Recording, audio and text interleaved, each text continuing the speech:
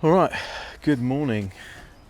This is training day 2 for Binka and Beano, and I'm just gonna do the same little system, little smorgasbord of treats, little sushi tray of ferret fancies, and we've got a cup of fresh Earl Grey tea going on next to me as well. Obviously that's not for the ferrets, that's for me.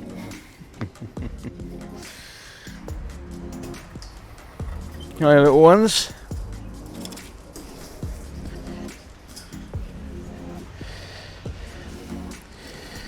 There we go.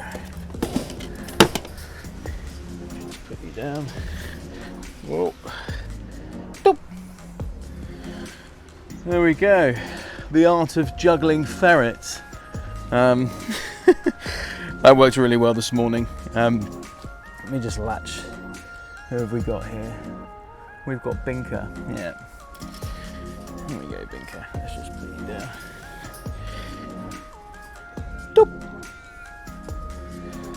Doop. Yeah, that worked really well this morning. They're both racing up at me, and but yeah, they I could grab them and put them down and sort of reset myself.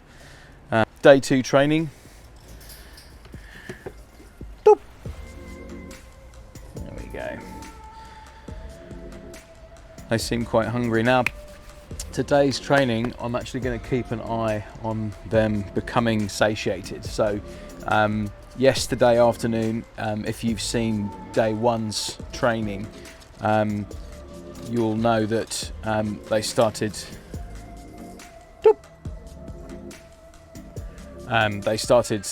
taking the food and then depositing it somewhere else in the cage.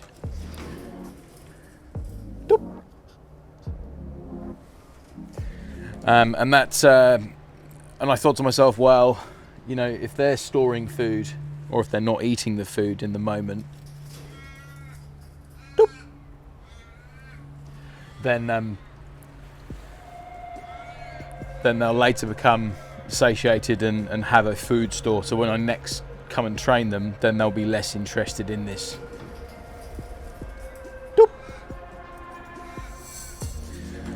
So that's the situation where I thought, well, I'm going to remove that food.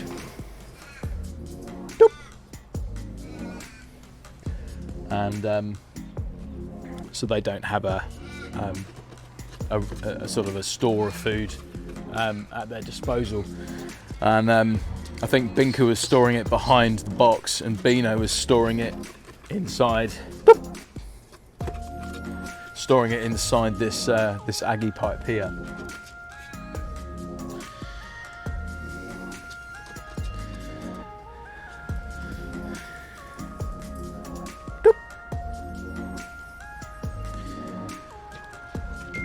So same as yesterday, they're approaching me for the food.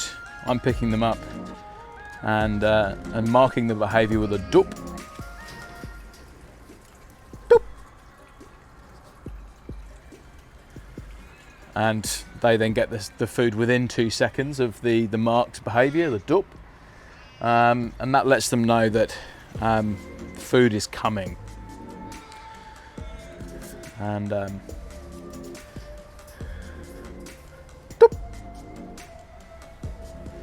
and they know where to find it. As soon as I've come out this morning, they've been climbing the cage and ready. Doop.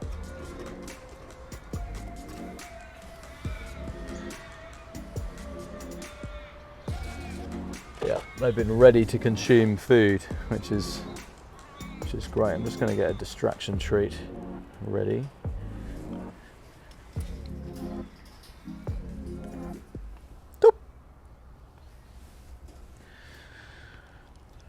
And I'm keeping an eye now on the little space between the carry box and the side of the enclosure where Binka's consuming the food, because I don't want her to start storing food again. There we go.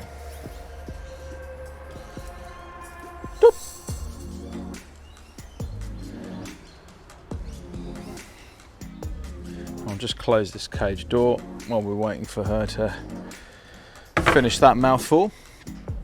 So I've kind of come up with a little menu size for these two, and I think it's going to be a tray, like a Tupperware lid of small food portions, so they don't store the food. I haven't actually worked out why they were storing it, and I think primarily it's because they're satiated. They're like, you know what, I don't want to eat this right now, I'm full, but I could sure use that later, which is clever ferrets.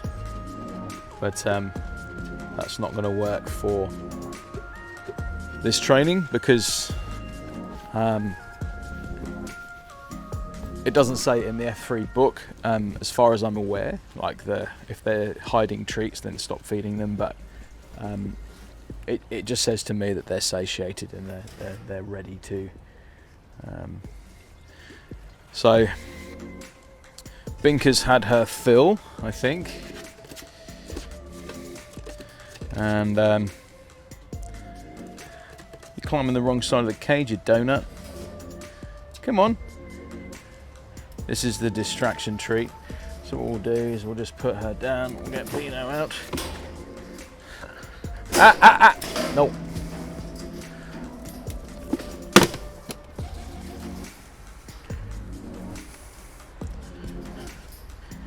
Doop. Okay, so this is Beano. We know it's Beano because Beano's got like a darker face. So yeah, we've got Binka. Binka did go to bite me, and I think she went to bite me because she knows, she's learning that she's gonna go in that box as soon as the box is open and Beano comes out for some breakfast. She's gonna go in there. Doop. So that's why we have, or it's recommended in the F3 training system to have a distraction treat, to put them in the box. Now, when she did try to bite me, I did put her down and give her a little tap on the head. So, oi, no. But now I've got 2 ferrets loose. So as soon as she came up again, the box was open, I had the distraction treat ready. So it was like, right, let's just get you in the box and let's manage Beano. Doop. Having gone through this on day 1 and had some sort of a process, firstly from the F3 system, really pleased with that so far, and having that system available. Having this system available, a step-by-step process that you can follow to be able to train ferrets is amazing, really, and also like setting up with this board just on top of this compost heap up just behind me, you know, with a Tupperware of their food and a lid, so then I can, you know, put little treats ready, and then learning obviously yesterday morning that that can be quite messy, so having a towel, so they're bringing a towel out. So I'm slowly sort of going, okay, cool. And honestly, it only took a day to go, right, I think I got this. And so far, this part of the process, I'm feeling quite confident with now. And it only took a day, so yeah. Here comes Beano.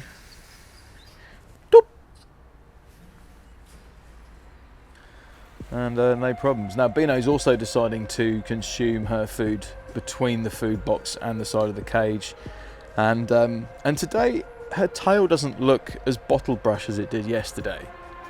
That's just an observation. It seems flatter and not as spiky, and I can only sort of imagine that change in body language is positive.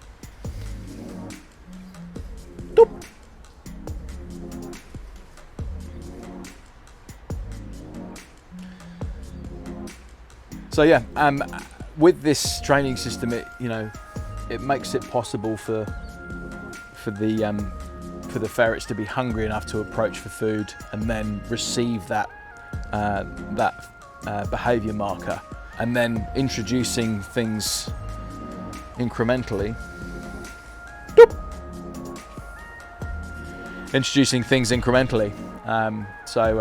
Yeah, I'm really excited for them to learn their names and to be able to recall them like any other animal, like a dog or a cat or something like that.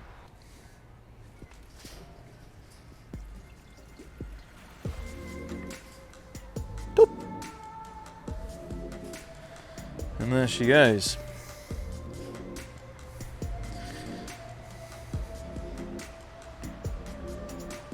Just keeping an eye on how much. I mean, this is the lid I'm using. It's just a Tupperware lid, and you can see on here you've got the little balls of meat that I'm feeding them, and I'm just sort of filling that up with spaces in between the treats, or the food portions, I should say.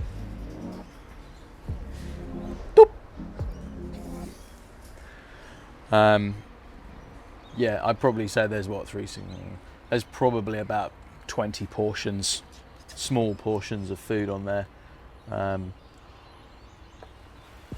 So yeah, and I'm trying to gauge how much to feed them to keep them so they are fed adequately, you know, but also that will leave them hungry enough for next time, because being hungry allows this system to work, because they will exhibit behaviours for food. Much like a dog, much like a horse, much like a cat. Cats are slightly different apparently, because they've got cat doors and they can have more than one home.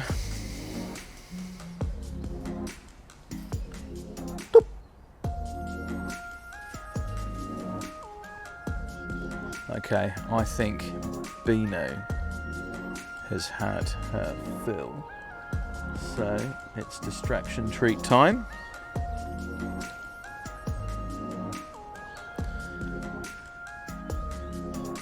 We'll give her another. Actually, we'll give her one more, but we'll give her a smaller portion, and then we'll give her a distraction treat, and then that'll be the end of training day 2.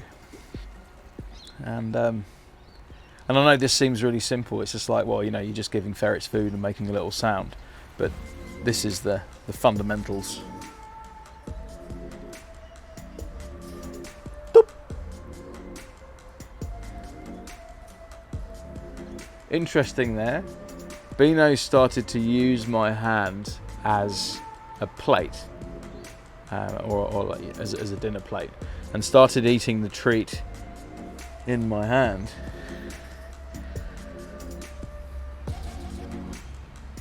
And she started to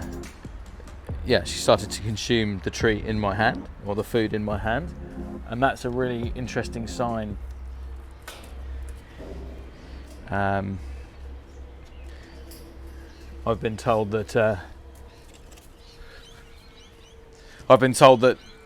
when the ferrets begin to use your hand as a dinner plate, then that's a situation where you're starting to build more trust with the ferrets, and that just started happening with Beano. In the edit, I'll try and sort of zoom in and slow it down, where you can see that she's starting to eat, and then takes the food, and then I put her down. So perhaps this evening that it might turn into that. With Binka, that hasn't happened yet, but it probably will. Anyway, I'm going to leave these girls to their morning. They've had their food and their training for day 2. So a successful day 2. Happy days.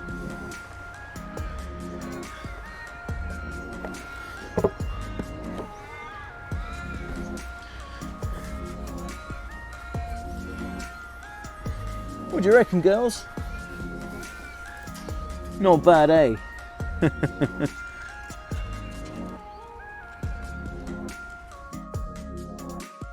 All right. Well, This is day 2, evening training for Binka and Beano. Welcome back. So I'm just gonna get this little sushi tray ready. And today we have kangaroo sushi balls for Binka and Beano. As soon as I came out this evening, they've just been very, very active and very, very keen to interact with me, and obviously that's all to do with food, because they know that I am their source of acquisition, because there is no dinner time, it's only training. And if they do what's required of them in terms of training well, then they are paid. Alright girls, I think they're fighting at the moment because they're trying to decide who's going to get fed. They can obviously smell the food. It's all about showing up and doing the work that's required to get the desirable results. So let's just clean our hands off, because these little things are hungry, aren't you? Right, now as before, we've got some ferret management to do, so we're going to have to get a distraction treat into the box and then train one of them only. So here we go. Hi little ones. Alright, you can go in there.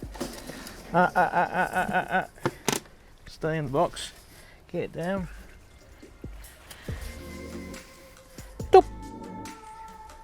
Oh, hungry today.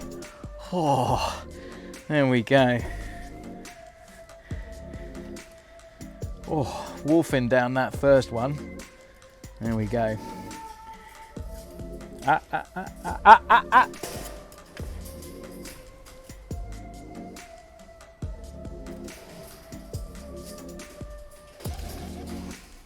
Doop. Oh. So we had a little bite there. It was just a little nip, so there wasn't any too much damage caused. Doop. And I just think that that's because they're so hungry, and also because I've been preparing the treats and I've got the smell of food on this hand as well, so that might have been to do with it. So I'm actually now picking the treats up with the treat hand, and letting that drop from my fingers into my palm, and keeping this hand smell free. So it sounds like Beano has finished the distraction treat in the box, because she's going a little bit desperate, saying that she wants to be fed, and I get it, but I can only feed one of you at a time. So doop.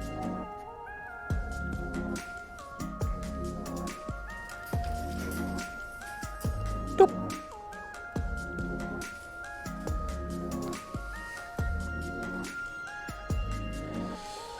So with Binka, she's still running to consume her food in a place that she perhaps sees as a safe place, which is near the carry box. Doop. But as you can see, she's now taking a few little bites before taking the treat in my hand, which is starting to show a little bit of trust. Doop.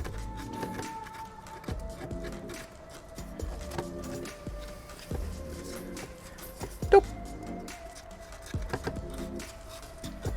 I'm just holding on to Binka there for a little bit longer, so she's just taking the treat and chewing, and then I'll release her. Doop. Just to show her that there's no safety issue here. It's just, if you show the right behaviour, you get the marked behaviour, you'll get fed. So I'm just taking that time to just give her a little bit of chewing time. Doop. And then just slowly putting her down. And as a result of that, doop.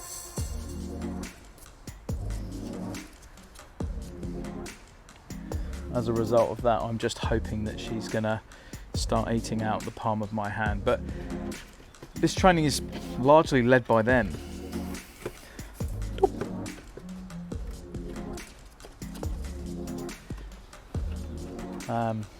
Because they'll decide when it's safe, not me, because they're in the more vulnerable position here. So they'll decide when it's safe, and I'm led by them.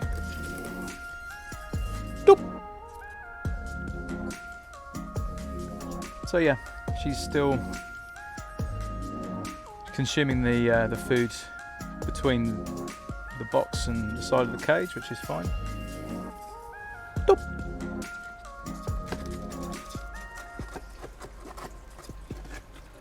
There we go, she's having a good old chew on that. There's probably a bit of bone or a tooth in there or something that she's working away at. But she's certainly enjoying that one. But yeah, you know, the training really is led by them. Once they get to a comfort level, I'll just go, great, okay, cool. I've built the trust to this level now, so we can then progress to this next stage. So I'm just waiting for that to happen. Doop. And as a consequence of this as well, I'm actually getting more comfortable handling them as well. I think my demeanor's calmer. Doop. Which will, you know, hopefully show them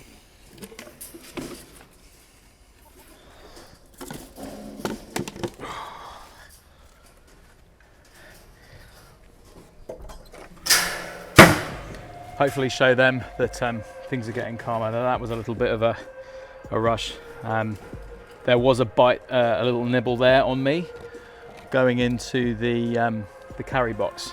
Now I think that they've worked out that when they're going into the carry box, they're essentially being incarcerated, locked in that little box on their own, but there is a distraction treat in there as a payment to say, hey, look, you know, once you're in this box, you get a larger piece of food, and that's designed to just keep the ferret distracted for about 5 seconds, so you can then have time enough to close the lid and deal with the next hungry critter that's coming towards you. Let's get a treat ready. She's waiting with bated little breath. Hello. Doop.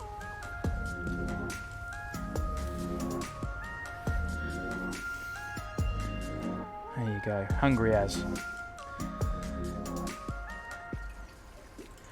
And Beano too is now also deciding to consume her food in the same place as Binka, which is fine. You know, that's where they're deciding to find a safe place to consume their food.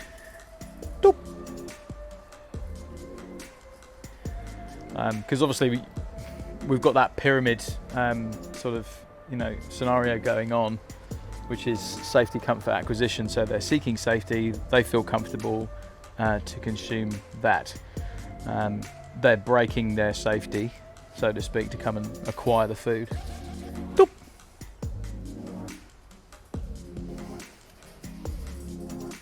Doop.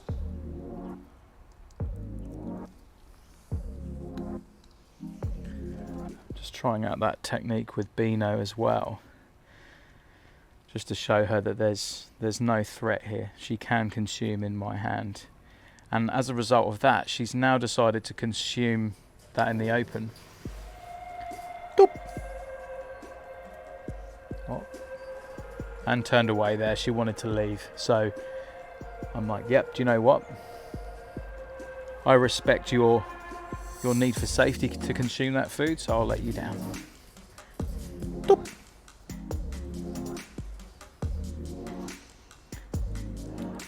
And that time she hasn't made a dash for safety between the box and the cage, so you know, this time she's actually comfortable enough to eat that in the open. And today her tail is flatter too. Doop. Okay, this time back to safety. So yeah, I got to talk to Seth about the bottle brushing of the tail, and Seth said, look, you know, if they're lying flat, pancaking to the ground,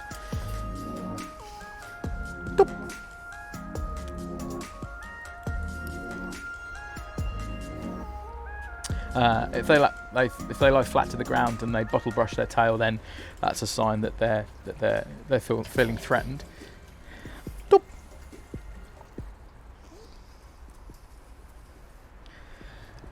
But if they're bottle brushing their tail and they have a little hump in their back, it means that they're aroused. It means that they're, you know, having a positive experience with what they're doing in their environment. So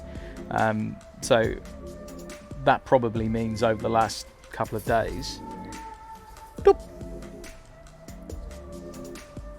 that probably means over the last couple of days that bottle brushing has been a positive thing rather than you know, a sign of discomfort or fear, which is great. I'm really pleased to sort of clear that up, because it means that I'm learning more about the body language of the animals. And I think, you know, once you really learn the body language, doop,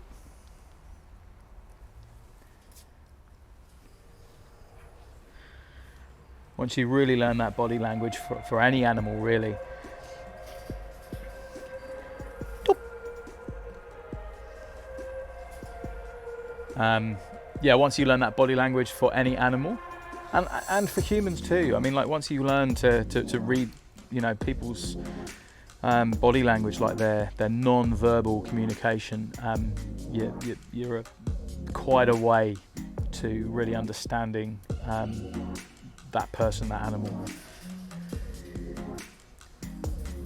Doop. So yeah, it's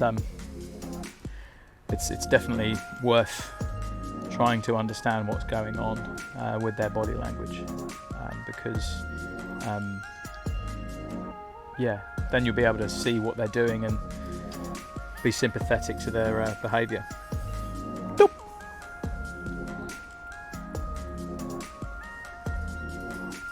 That was a nice little moment, wasn't it? Little chewing, still being held.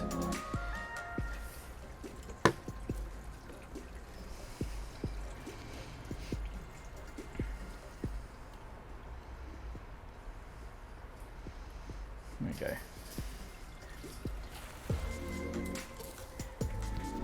There we go. Oh no. Binka stole Beano's treat.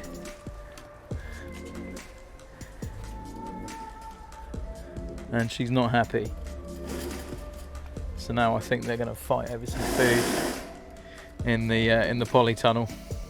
But if I can get hold of Beano, she might actually come up and get it. There you go, good girl. Doop.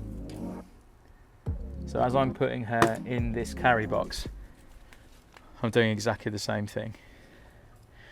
I'm marking her behaviour to say, yep, you know what, you've done the right thing, you've taken the food, you haven't bitten me, this is good behaviour.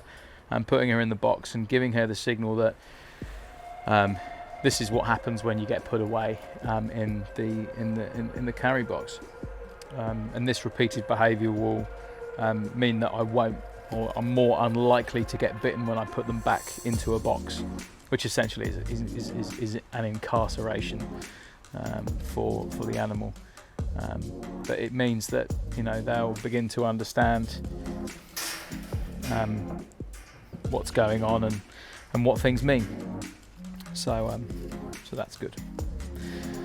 So I'm just going to end this session while Binka is hovering around. Hello, little one. We're just going to open this box. You can smell food on me, can't you? We don't want to get bitten, do we? There we go. Let's just open this box. There we go. How was your distraction treat? Was that all good? Oh no, oh no. That's the end. We've had enough today, haven't we? Let's give him a little sniff of my knuckles.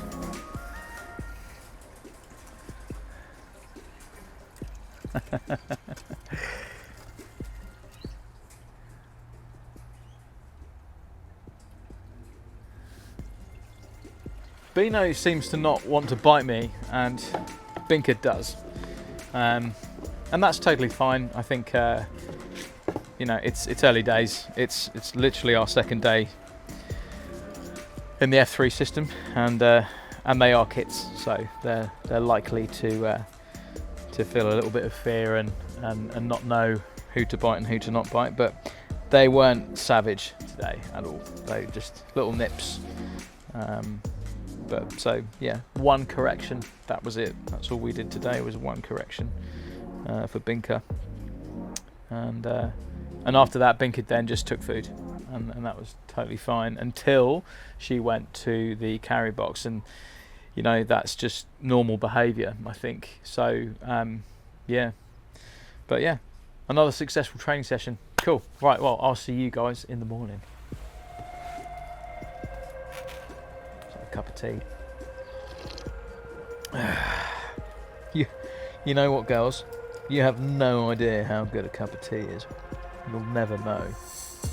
But yeah, it's probably equally as good to have a little roux sushi ball, or 10 of them.